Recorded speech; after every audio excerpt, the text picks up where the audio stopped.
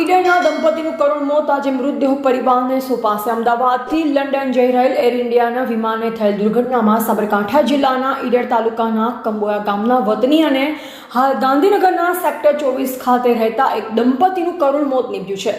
ગૌરાંગ બ્રહ્મભટ્ટ અને કલ્યાણીબેન બ્રહ્મભટ્ટ નામના દંપતીના મૃતદેહ આજે અમદાવાદ સિવિલ હોસ્પિટલ ખાતેથી તેમના પરિવારને સોંપવામાં આવશે. પ્રાથમિક માહિતી અનુસાર આ દંપતી લંડનમાં નાગરિકતા ધરાવતું અને અમદાવાદથી લંડન પરત જઈ રહ્યું હતું ત્યારે આ ગોઝારી દુર્ઘટનાનો ભોગ બન્યું હતું. ઘટનાની જાણ થતાં જ પરિવારમાં શોકનો માહોલ છવાઈ ગયો છે. માતા પિતાના આકસ્મિક નિધનથી તેમના સંતાનો નોંધારા બન્યા છે અને પરિવારજનોમાં ભારે પ્રત્યાઘાતો જોવા મળી રહ્યા છે.